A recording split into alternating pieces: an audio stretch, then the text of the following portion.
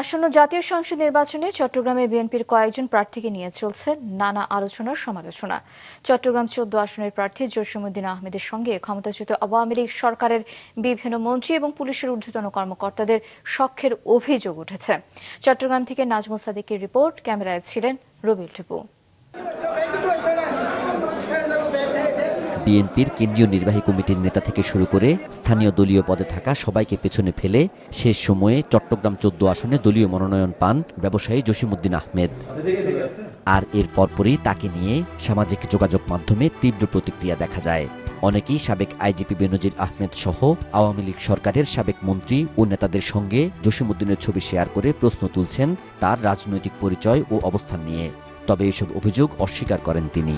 আমি গত উপজেলা চেয়ারম্যানের স্বতন্ত্র প্রার্থী হিসাবে আমি উপজেলা চেয়ারম্যানে বিপুল ভোটে নির্বাচিত হয়েছি। আওয়ামী লীগের সাধারণ সম্পাদককে পরাজিত করে আমি চন্দনা এসে নির্বাচিত হয়েছি উপজেলা চেয়ারম্যান। যারা মিডিয়ার বাইরে আছেন আপনারা সবাই জানেন। মানুষ অনেক কথা বলবে, ইনশাল্লাহ আপনাদের সাথে আগামীতে আমাদের দেখা হবে ইনশাল্লাহ। আপনারা সবাই দোয়া করবেন, আমি আপনাদের থেকে দোয়া প্রত্যাশী। জি, আসসালামু আলাইকুম। ক্ষমতাচ্যুত আওয়ামী লীগ সরকারের ১৬ বছরে চট্টগ্রামের সবচেয়ে বেশি কারাগারে ছিলেন চট্টগ্রাম ৪ আসনের বিএনপি মনোনীত প্রার্থী আসলাম চৌধুরী। কারাবন্দী ছিলেন প্রায় ৮ বছর।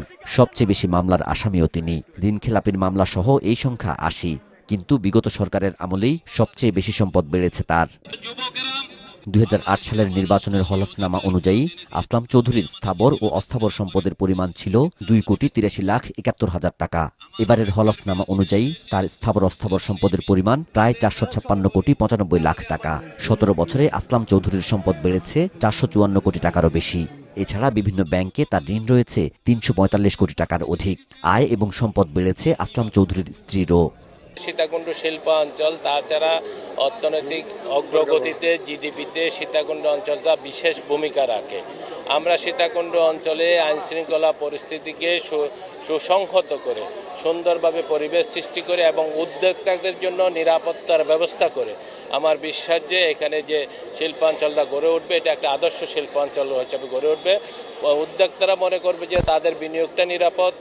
চট্টগ্রামের ১৬টি সংসদীয় আসনে নির্বাচনের জন্য ১৪৩ জন প্রার্থী মনোনয়নপত্র জমা দিয়েছেন। নাজমুল সাদিকি, মাছরাঙা সংবাদ, চট্টগ্রাম।